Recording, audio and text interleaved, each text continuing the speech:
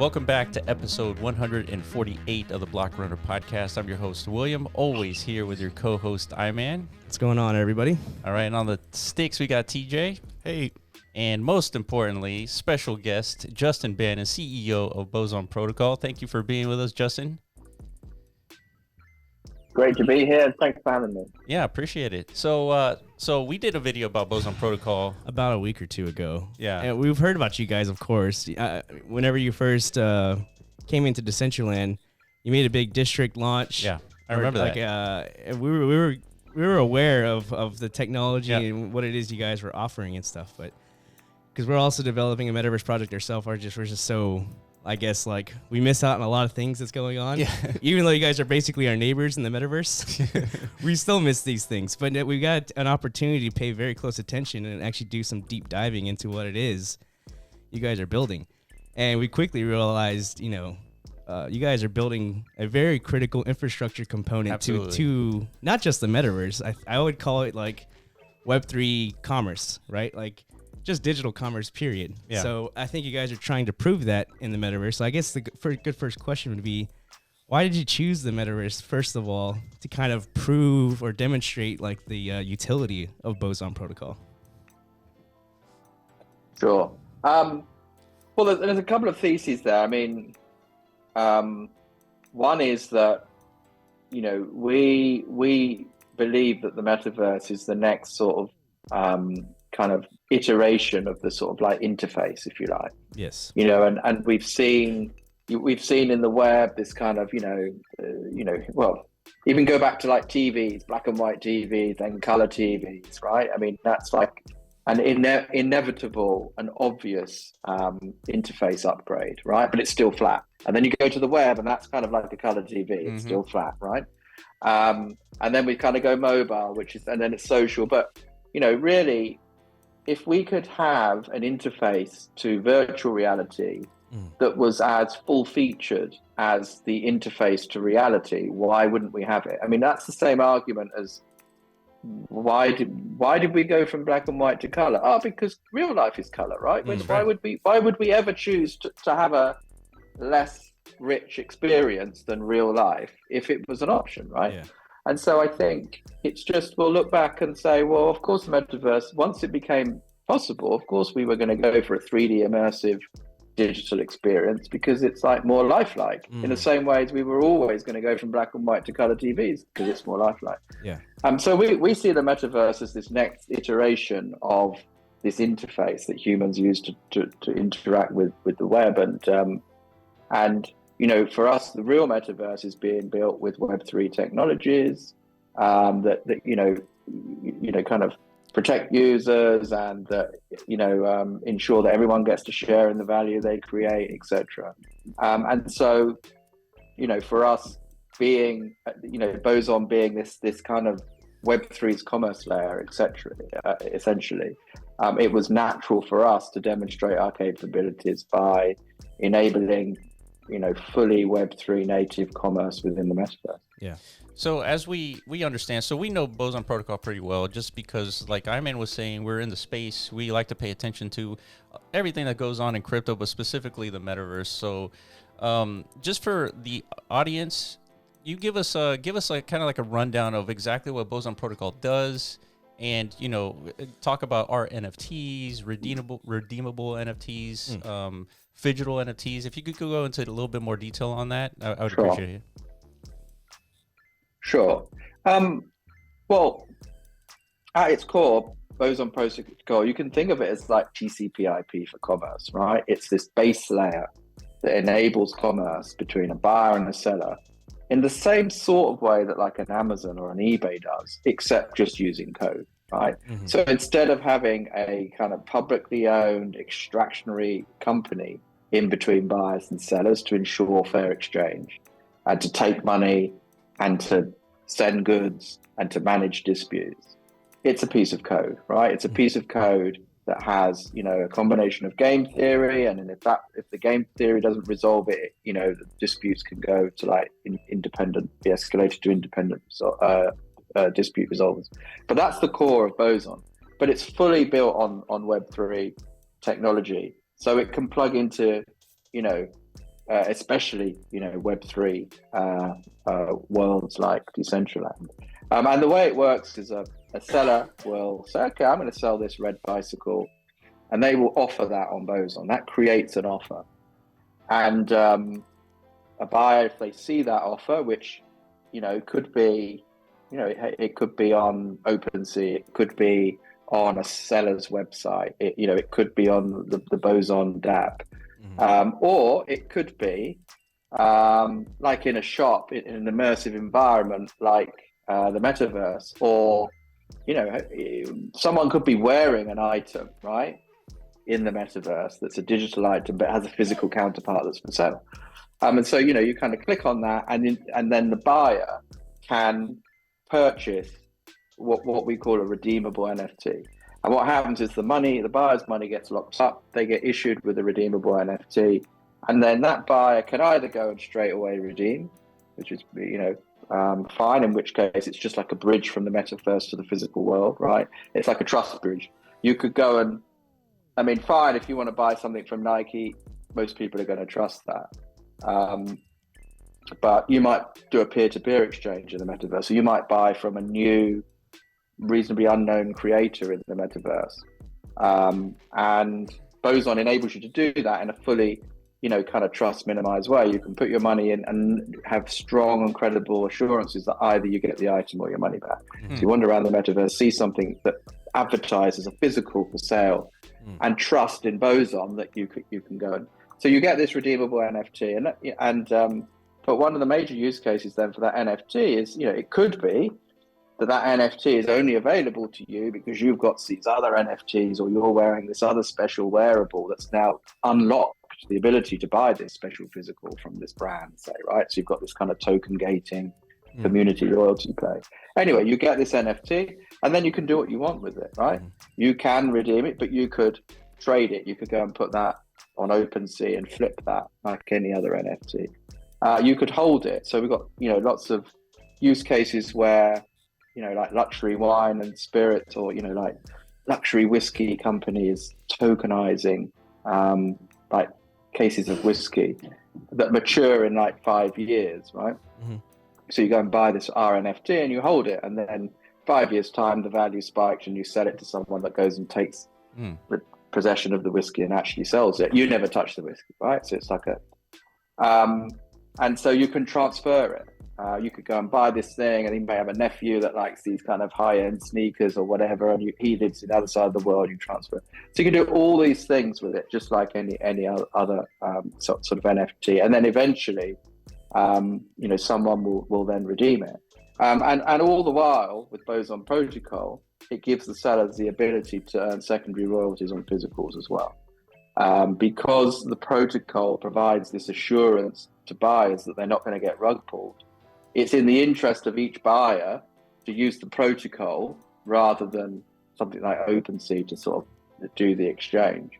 That way they're not going to get rug pulled. And so then, and therefore, as the protocol is doing these successive secondary sales, it can return these kind of what we call perpetual royalties back to the original creator, thus supporting this sort of ecosystem that we have.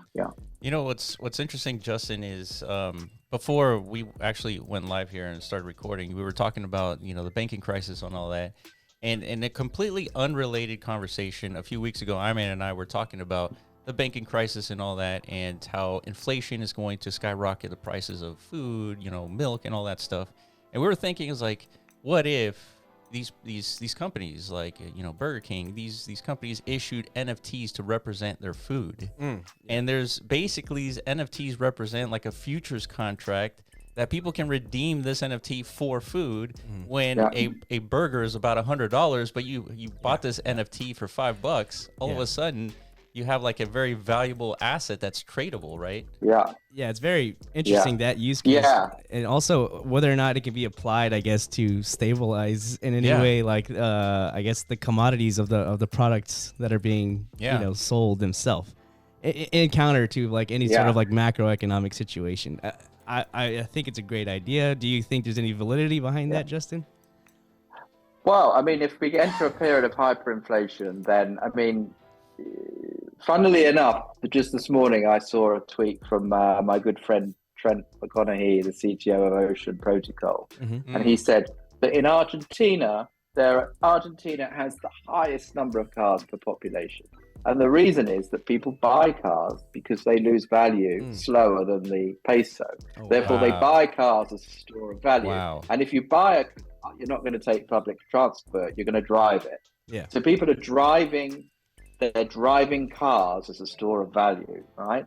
And so, equally, I mean, Boson, the fundamental financial engineering inside Boson, and it was, Boson was designed by some amazing kind of DeFi financial engineers.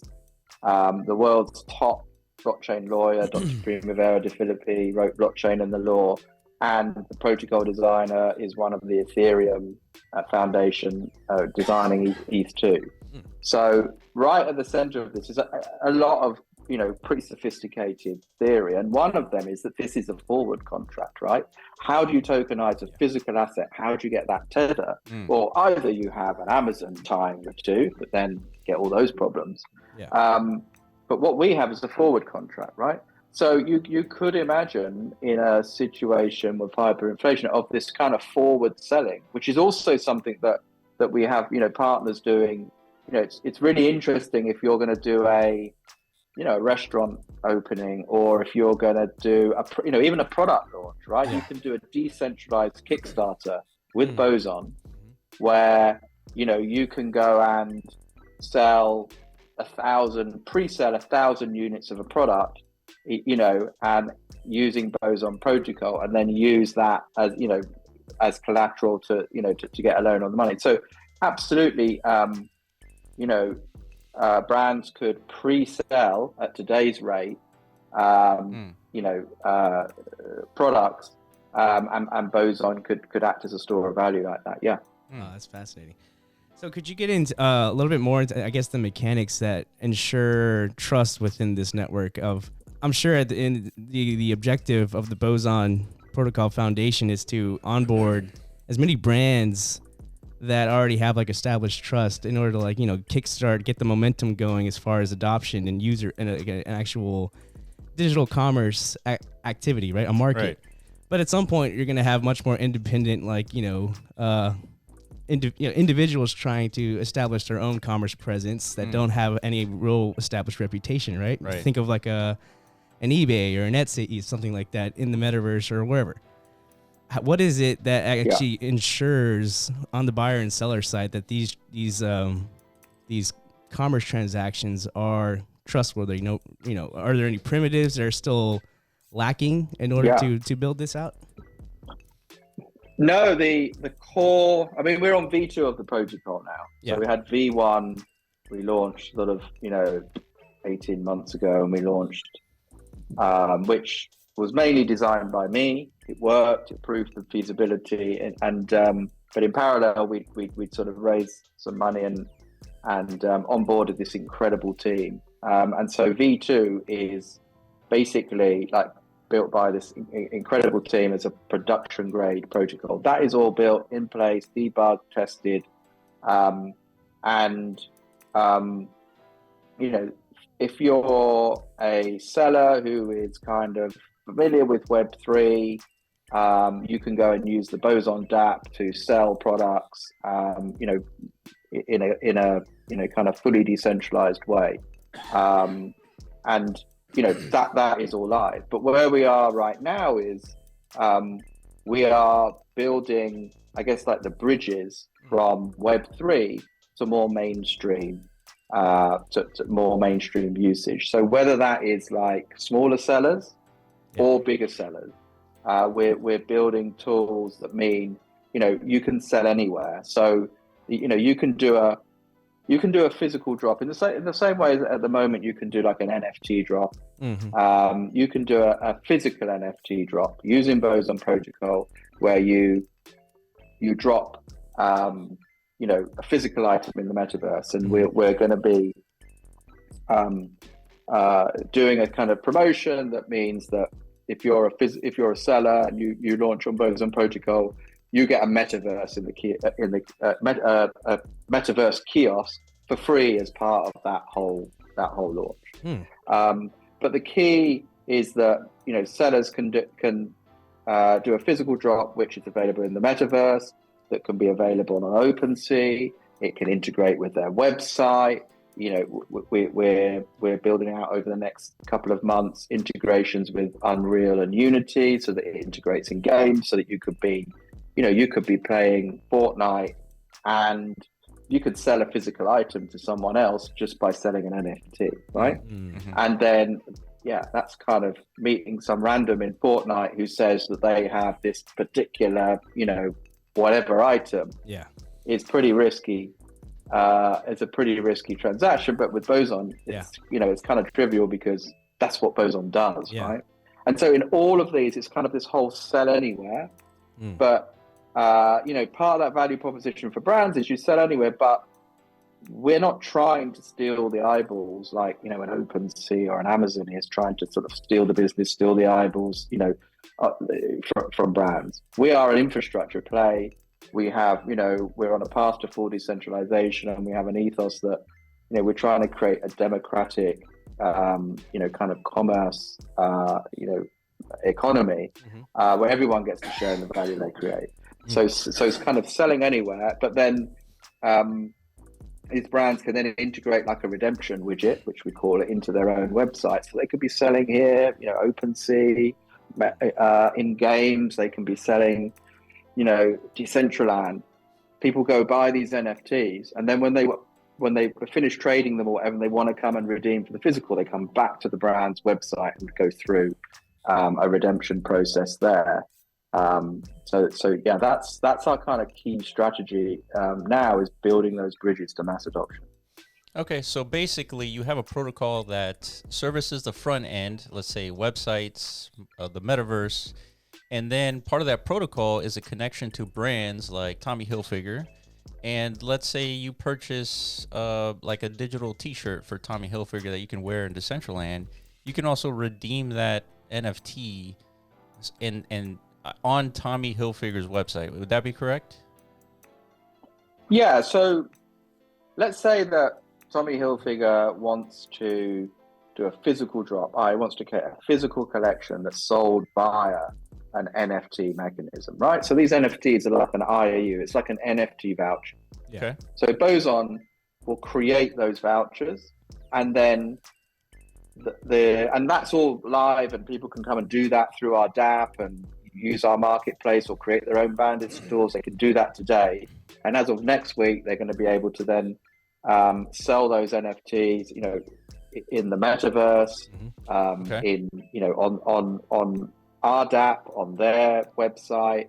They'll be able to do drops on OpenSea. So basically, Boson, that sell side will plug into all of these different types of world, providing this kind of trust bridge where people can go and buy these things. And then once you've got one of these redeemable NFTs and you've finished trading, we want to redeem it, you go to a redeem point. And that redeem point can either be with Boson or, more commonly we're seeing the demand for, brands obviously wanting to kind of cast that net wide all across these different environments, and then bring all those customers back to redeem on their own site.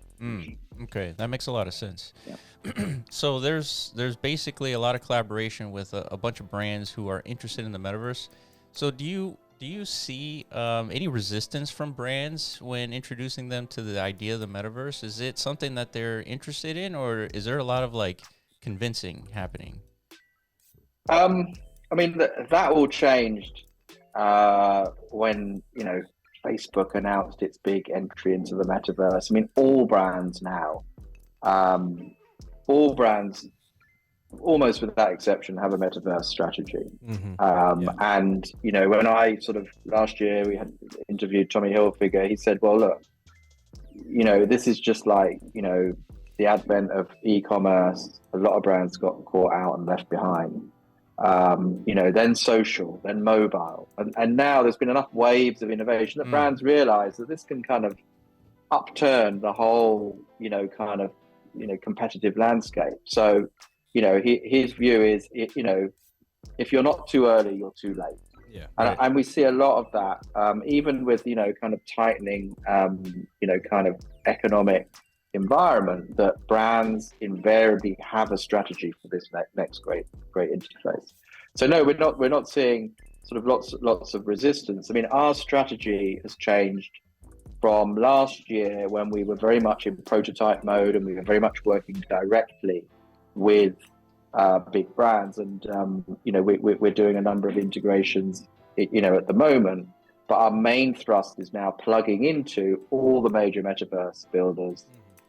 So we've got strategic partnerships with Metaverse Group, Renovi, Landvault, and a host of others, so that they can work with brands to plug in Boson as sort of infrastructure across the metaverse, and likewise, working on plugging into, the kind of, Web3 kind of connectors of like, Unity and Unreal as well. So very much getting that plumbing in place, and moving to a more sort of integrator channel partner model, rather than, and of course there are, certain brands that we work directly with, but increasingly we're working through an ecosystem of partners. So it's interesting because you've emphasized a couple of times of how decentralization and the ethos of Boson Protocol is very much like a community-driven protocol, and you're taking steps to decentralize further. And as we know, truly decentralizing a protocol is a process. Yeah. There's many different considerations to that. These organizations still have to operate as a business, even at a protocol that's decentralized. Like, there has to be some sort of sustainability aspect in order for the protocol to continue into the long term. So what is it that's going to account for that? I'm assuming there's some sort of fee structure involved in the protocol layer itself, right? That the business model, basically. Yeah. Like, to ensure that the DAO is always, remains healthy and, can contribute, the community can continue to contribute to this development. Can you speak a little bit on that? Sure. I mean, there is a transaction fee which the protocol levies for any kind of transactions on the protocol, which is currently set at like 0.5%. And so that, at scale, as we fully decentralize, essentially, because with a protocol, there's a big build up front, right? There's a huge expense of like building, but then you get to a point where that core protocol is now, kind of is operating, and it can then operate at scale. Yeah. So then it can run more and more transactions through it with very, very little incremental cost, and just connecting those 0.5% transaction fees. And so that's the whole kind of sustainability model for Boson Protocol. Yeah. Which network is Boson Protocol on? Is it Polygon? Currently, we're on Polygon. We're about to launch on Ethereum. V1 was actually on Ethereum, but a lot of our demand was on Polygon. We still see a role for, Ethereum, perhaps for sort of higher value items and items that are like directly attached to some of the more prominent sort of NFT projects that might want to do physicals that are kind of token gated with their kind of CryptoPunks or something like that. Yeah. Do you foresee a future where Boson Protocol is on basically all the popular networks like Solana and Binance and all that? Yeah, absolutely. I mean, we have a multi-chain strategy. I mean, obviously it depends how many chains there are, but our expectation is to be on all of the sort of major chains, enabling decentralized commerce there wherever there's sort of sufficient demand and liquidity.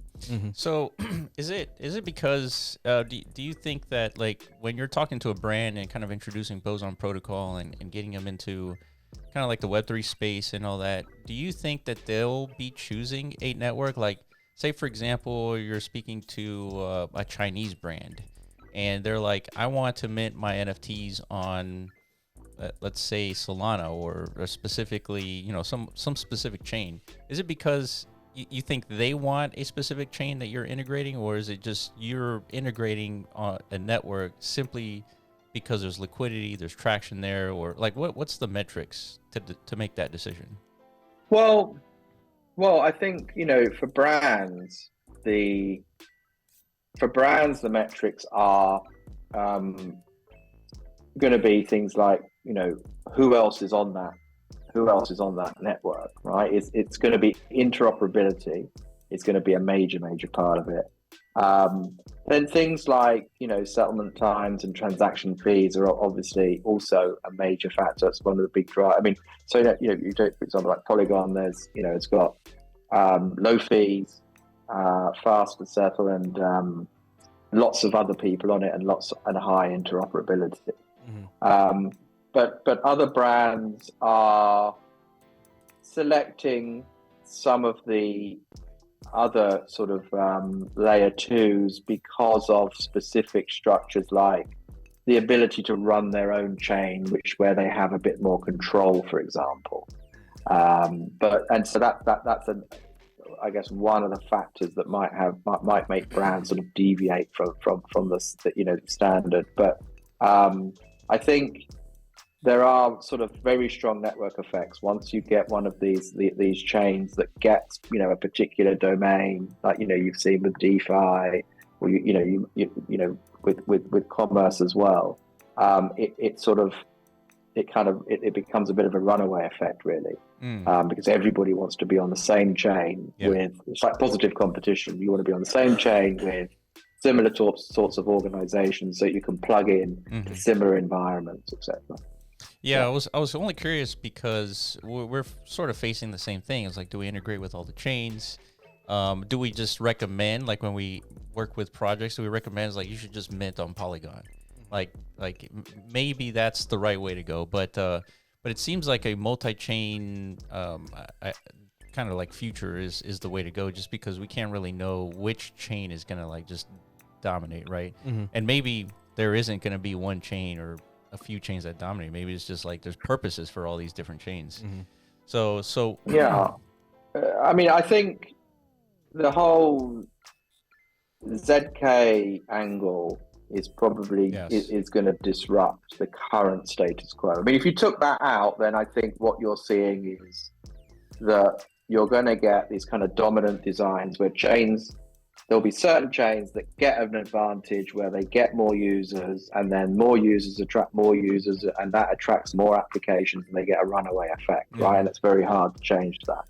But I think, the huge improvements that these sort of ZK chains are going to bring, and we're seeing that, with Optimism and Arbitrum and stuff. I think that could upset the current status quo. But once that settles down, I think those same dynamics will happen, where you will get, a kind of coalescing of users around certain chains.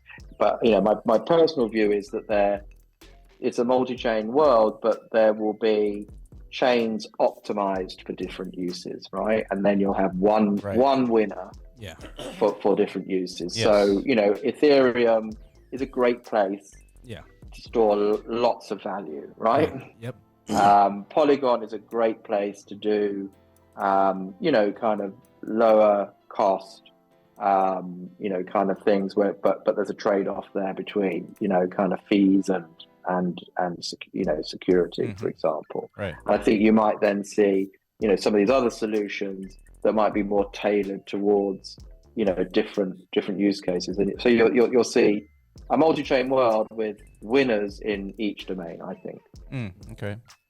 So I'm going to ask you a question, and I think we kind of have our own answer to this, and I think it's going to match yours, but I want to get your take.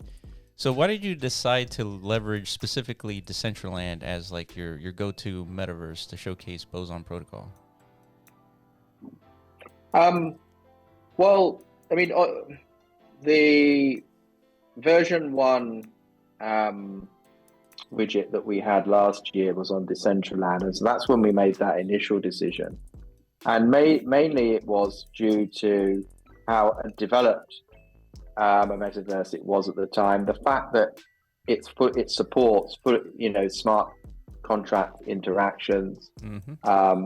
It's also got a great community behind it, and we found the Decentraland team super forward thinking and supportive of what we were doing. And at the time when we did our first metaverse widget, it was actually really hard. I mean, not many people, it's hard to get metaverse devs. It was hard, all this stuff wasn't worked out in the way, we've just done the second widget. And to be honest, I think it was probably 10x easier than the first, right?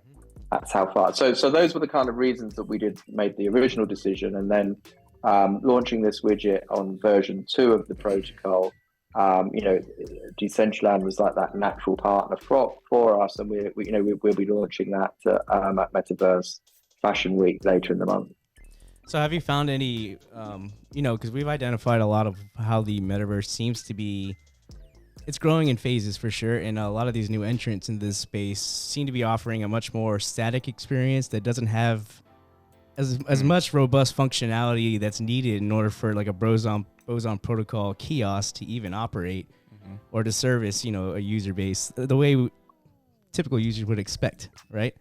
So do you see that as like a huge dilemma as far as like the metaverse space needs more infrastructure in order to enable more, protocol experiences to exist? Or is everything fine? No, I mean, it was a major problem for us. Yeah. And sounds like we'd sort of rehearsed this, but we know we haven't. But it was a major problem for us. And it's one of the main reasons why we went with Decentraland is because it does support functionality to run this widget. But what we've also developed and is kind of queued up for release, we're in the very nice position as a tech startup where we've actually got technology queued for release now, first time ever, right? Normally we're waiting.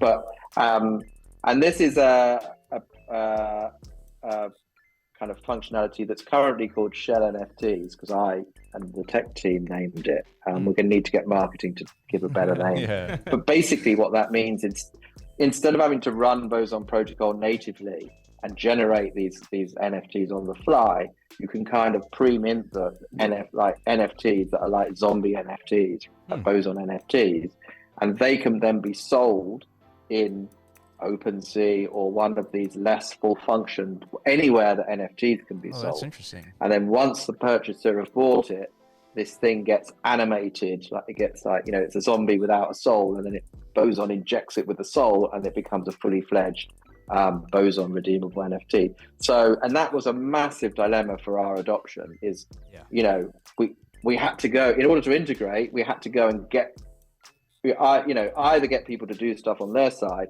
or work with platforms that had this functionality that we could build on. And so we've kind of sidestepped that, and that's going to be pretty massive for us.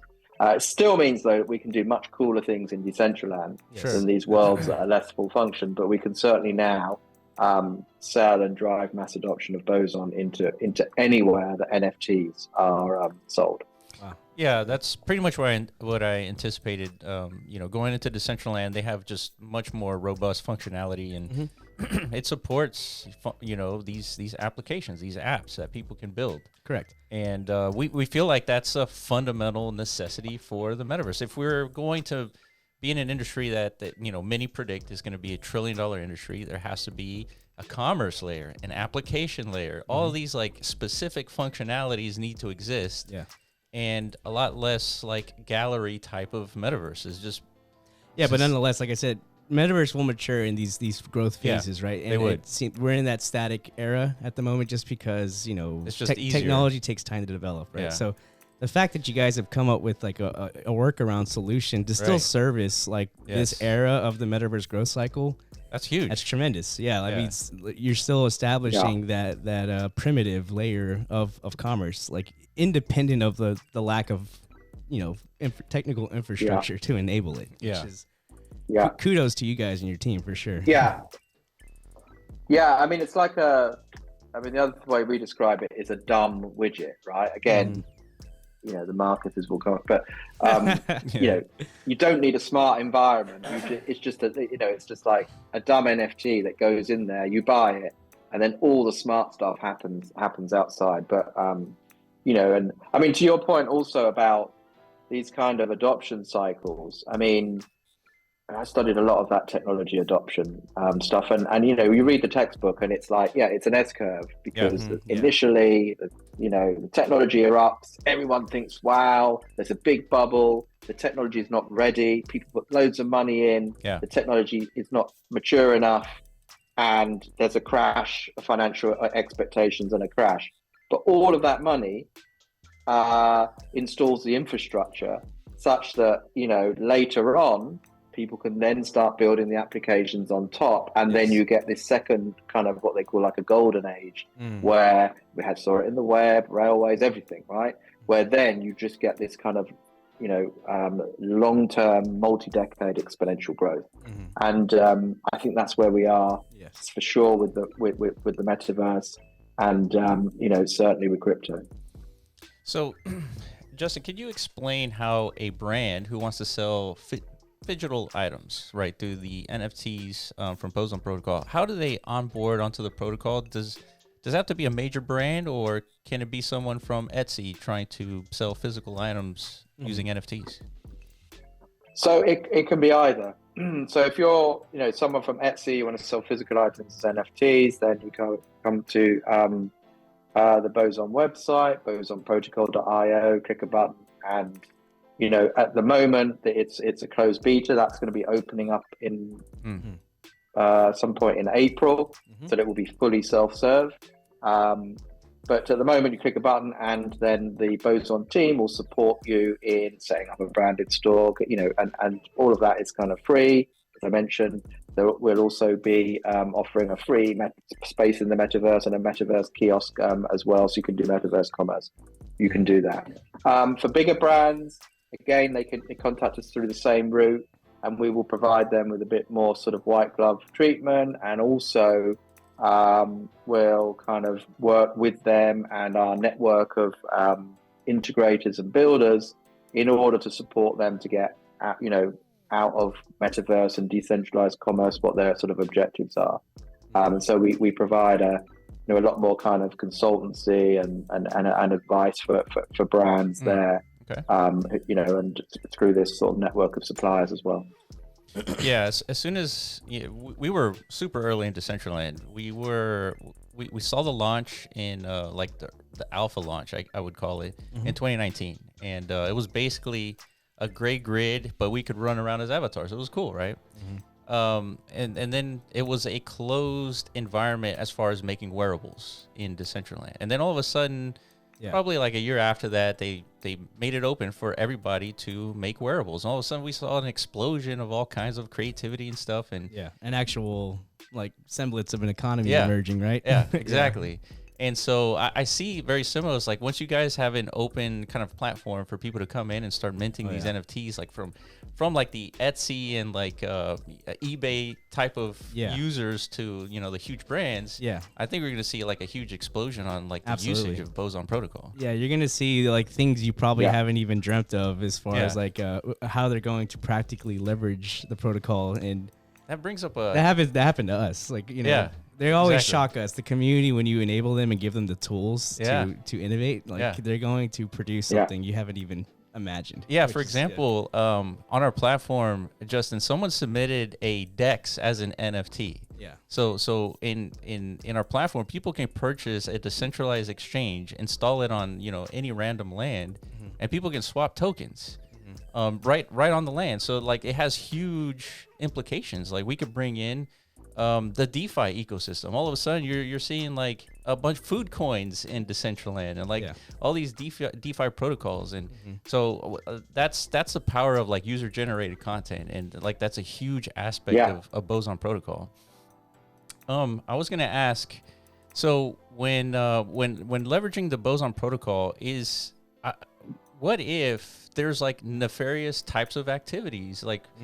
Like, you know, someone tries to sell drugs using BOSON Protocol. Do you guys do any curation or like any verification of what's being sold? So, any of the, any of the items that would be surfaced via the Boson marketplace would be that, or anything like that wouldn't be surfaced. And there's also through, one of the main utilities of Boson is it enables fair exchange, right? Mm-hmm. So it ensures that the buyer gets what he was supposed to get and the seller gets, what she was supposed to get.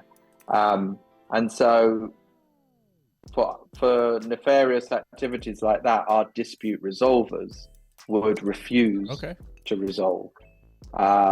So therefore, the whole point of transacting over Boson is this kind of, it gives you fair exchange assurance, would be removed. And so these people may as well trust each other, right? Yeah. So that's the kind of the way that Boson kind of curates those sort of activities. Yeah. Okay. Yeah, because any sort of like marketplace, you have to consider these kinds of things. Like, I remember, I think it was on Rarible or maybe it was OpenSea where there was like NSFW content and they had to like figure it out because all of a sudden it was like on the front page. Yes. And it overtook the market at one point. And that was definitely Rarible. Yeah. Rarible, okay, yeah. So there's like, of course, whenever you open up to like the public, right, they're going to use it for whatever they want to use it. And so it's always important to consider, this stuff. Yeah, absolutely. Yeah. Absolutely. So what is the process to onboard, like, I guess, what's like your go-to-market strategy in terms of, do you focus mostly on the brands, the fact that people can purchase digital items? Like, what do you think is like the most optimal like approach to the market when it comes to Boson Protocol and like digital NFTs? Well, we've got two strands of that go-to-market strategy. So we kind of follow the kind of pretty classic technology adoption theory of Geoffrey Moore and this whole crossing the chasm, right?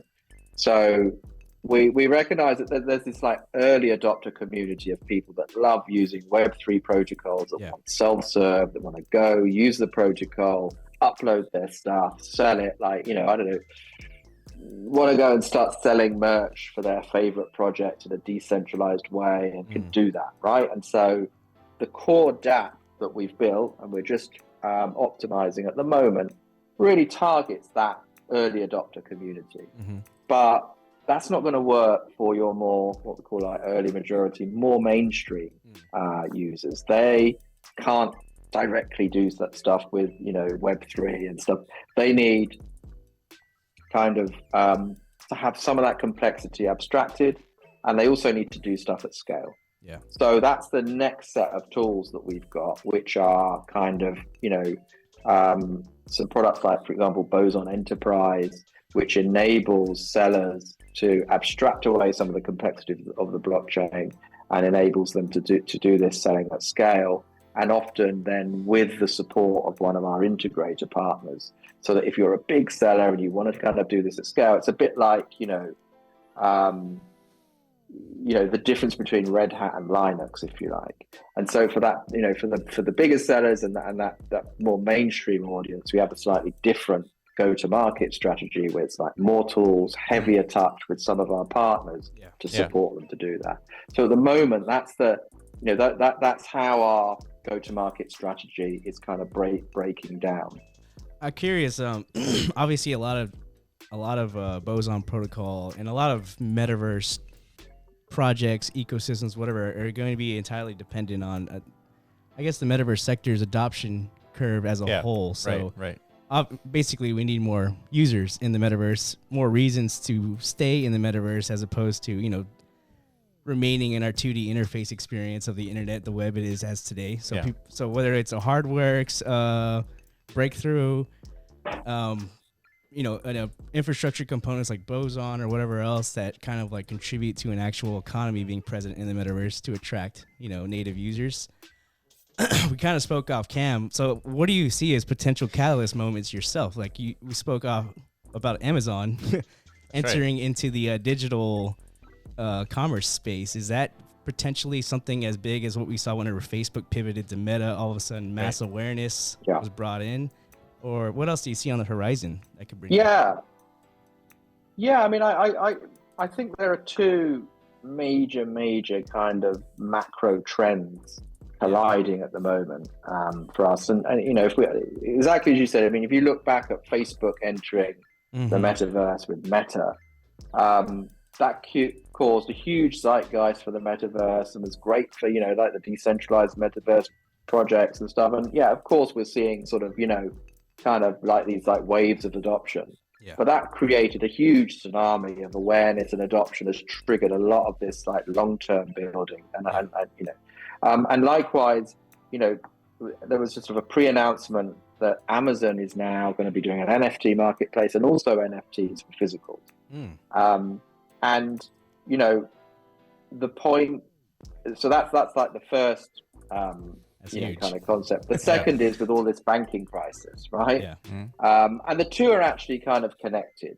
So with the banking crisis, you're going from this kind of trusted assets, right? A deposit receipt, because I've just put $1,000 in the bank, is a trust-based asset, right? It's like what's called soft money.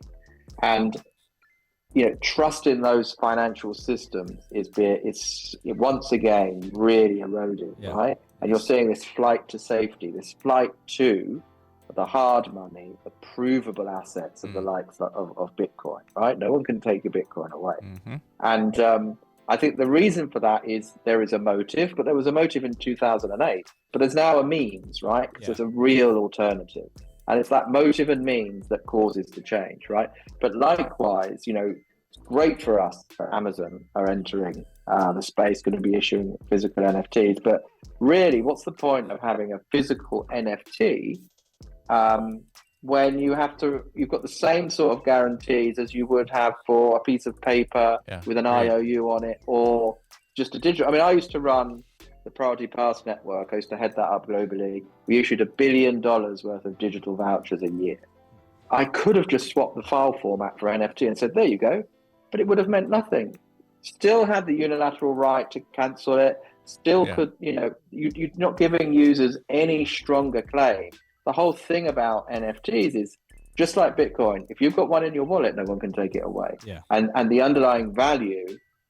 So what Boson is like, it's like what referred to as like hard property. And so we've got hard money, Bitcoin, hard property, Boson. If you've got a Boson NFT, you've got this strong and credible commitment that either you're going to get that item or your money back.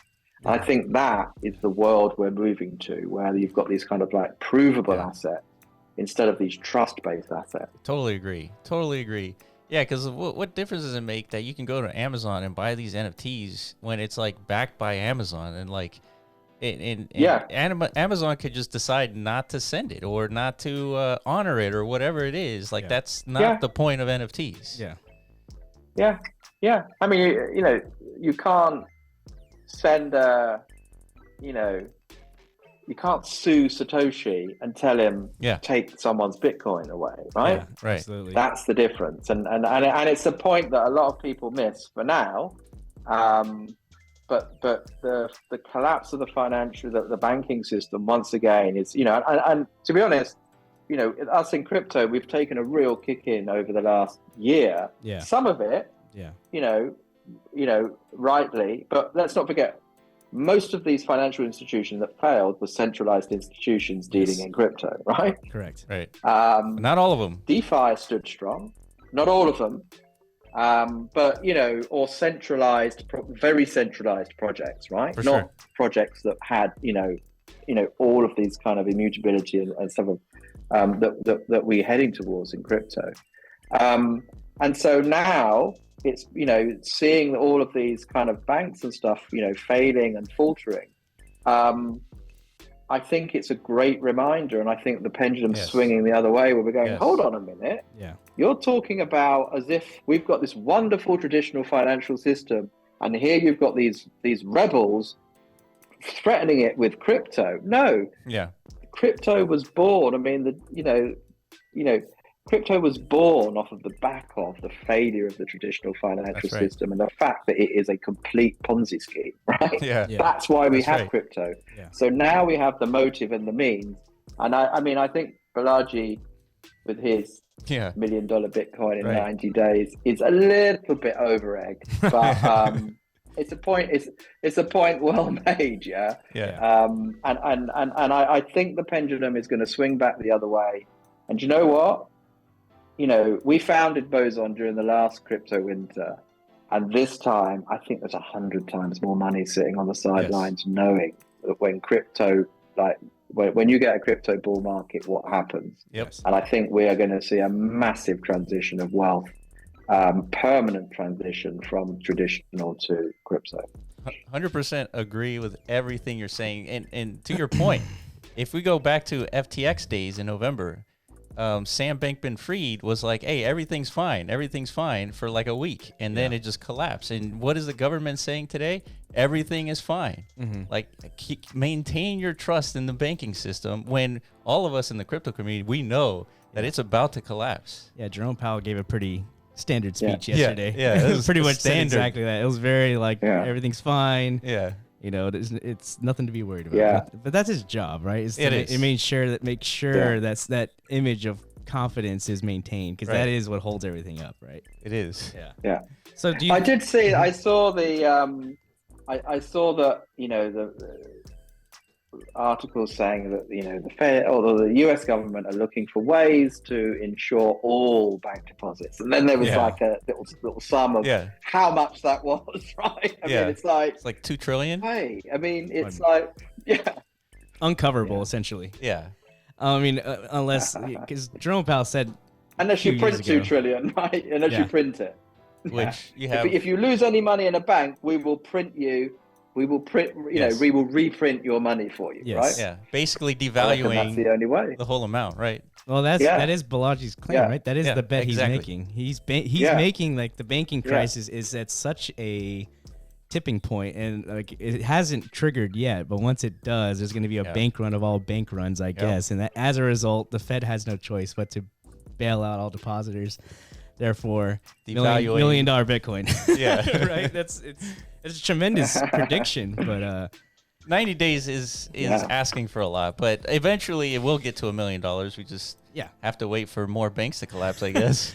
Correct. Yeah, like you're saying, that mass transition away from the perception of like traditional finance into the decentralized financial realm.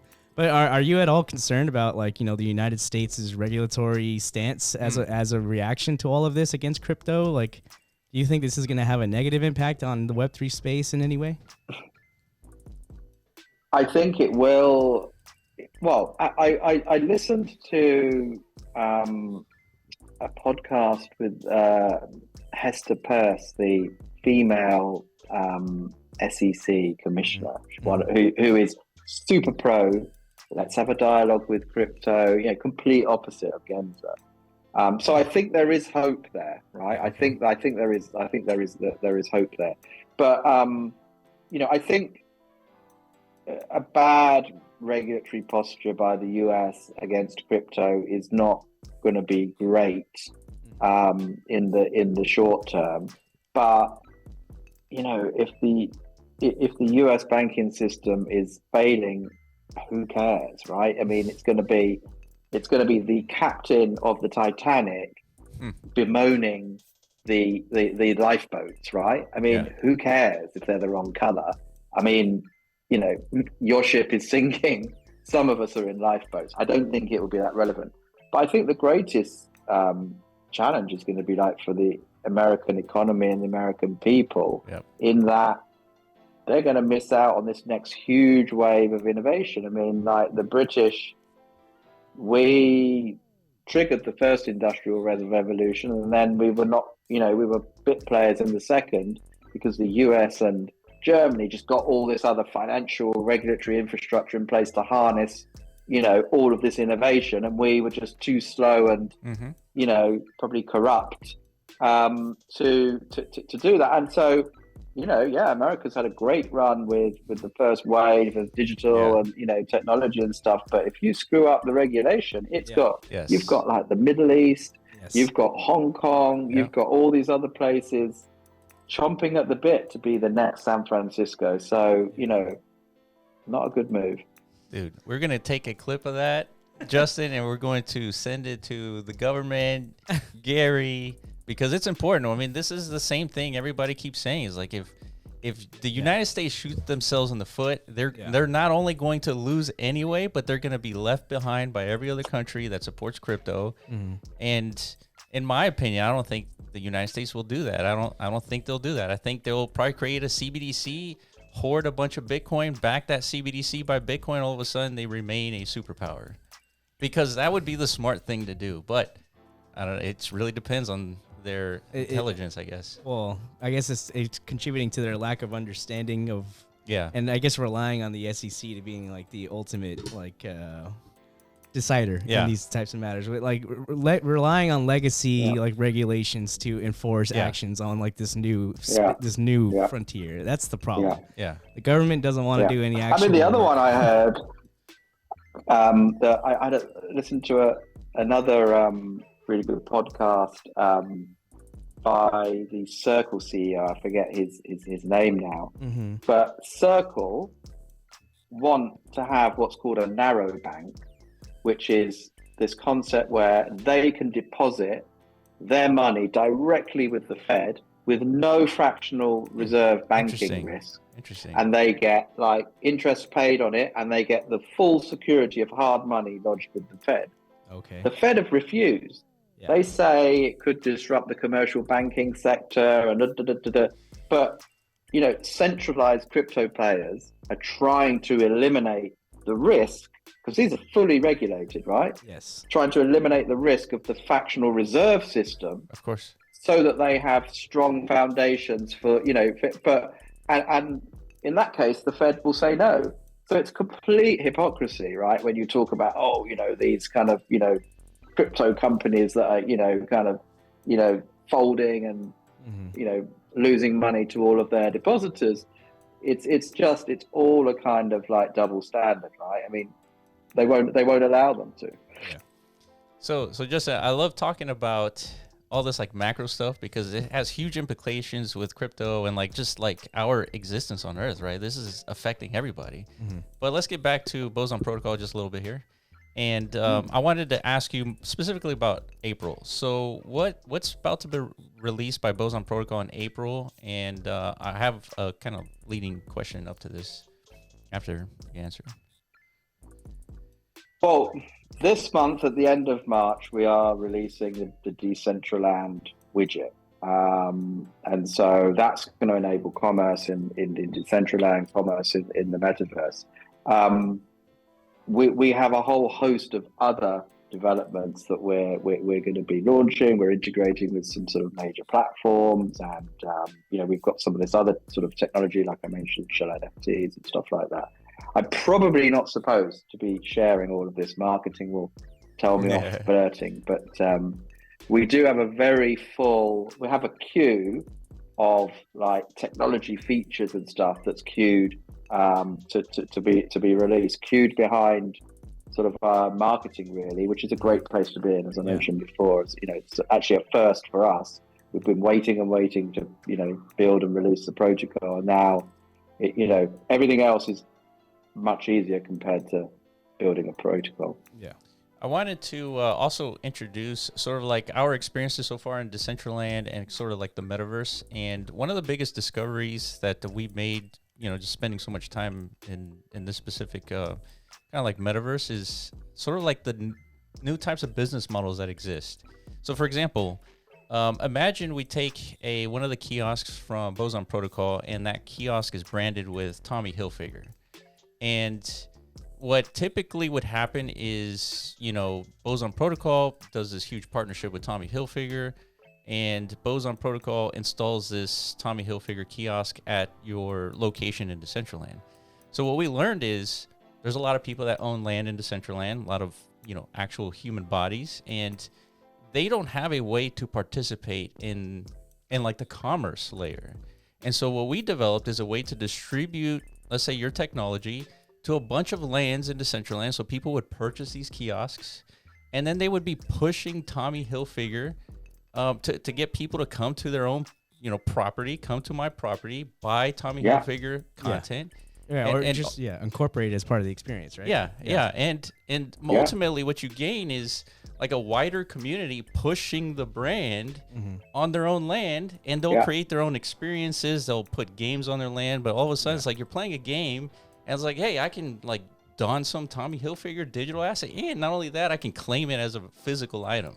Yeah. And so what happens is, from a business model perspective, is not only do you get like affiliate links or people pushing the brands, but they have an incentive, because for every transaction that occurs on their land, they get a little cut of the transaction. And so that's the technology we've pioneered with our platform.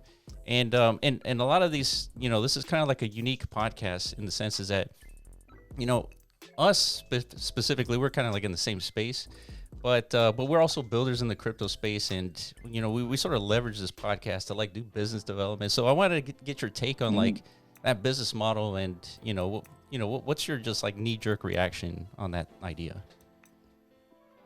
Yeah, I mean, it's a great business model, and it's one that you can also sort of integrate Boson into, because within the protocol there are you can have, you know, obviously the original seller gets their fee, and then you can have like, you know, these different fees for like, well, whether it's like a platform or a landowner, or, you know, these different specific fees. So that is that option is, you know, you can use Boson for that use case as well, and run that same business model, and you guys can make the, you know, your kind of cart and promote it to landowners to make theirs as well. So and I think that kind of speaks to this whole notion of sort of programmability of Web3. Yes. And I think, you know, we've talked about provable assets. Once you've got provable assets, right, you know, like in a computer, you know, if you've got a 1 stored in a sector of memory, you can rely on that. You can execute on that, right? Likewise, if you've got provable assets, you can execute on them. And so I think what we're going to start seeing is this kind of what we call like programmable commerce, right? Where you can program these business models, you can plug them into other people's business models, and create this kind of what Professor Jason Potts, who's a blockchain economist, calls a kind of computable economy. So we published a paper with him. He talks about, you know, when you've got provable assets that could be programmed all in the same substrate, you get to this computable economy where, you know, you can start designing business models with loyalty and this, and you get this cut and the condition, you're token gated, and create this kind of computable economy as this next evolution of the economy. Yeah, computable economy. That's absolutely. I mean, yeah. Yeah, I love it. Yeah, and so I want to get a little bit deeper on this with you, kind of like in a probably separate call, but I think the ability to distribute this technology is very important, especially because I think in the metaverse, people don't have a lot to do, first of all, and they spent a ton of money on their land, and they need ways, instead of just flipping land, they need ways to like generate some sort of income as a business would. Absolutely. When you're a landowner. So I think that's like a very kind of interesting angle for you guys to kind of think about, like kind of like a seed that grows in your mind. But we're out of time. I really appreciate your time. I know that you're extremely busy. You got a lot of stuff coming up. And we'd love to have you back on again, because you mentioned you have plenty more technology releases in the pipeline. Yeah. So we would like to discuss more about that. Yeah, and also I want to get more into the macro discussions with you as well, just because we're always talking about it. Yeah, to ourselves. We need some other input on these types of discussions. Yeah, is the sky falling or not? You know? Yeah. All right, Justin. Appreciate your time. This Boson Protocol, definitely check it out. We're gonna have all the links in the description, and we'd love to have you on. Yeah, and if you want to see Boson Protocol in action, the Metaverse Fashion Week starts very soon. So we'll have next week, I think. The announcement, the event details. Where in Decentraland specifically will the Boson Protocol in the fashion district, right? Or well, it's in our land, which is called Boson Portal, which is adjacent to Vegas City, and we'll publish all the details. Yeah. Okay, great. Yeah. Okay. So definitely look forward to that. This is the beginnings of the digital commerce revolution in the metaverse. It's happening in Decentraland this week, so definitely take a peek. Exactly. All right, Justin, thank you so much, and appreciate you joining us, and we will catch you on the next podcast, guys. Thank you. Bye, Justin. Thank you. Thank you.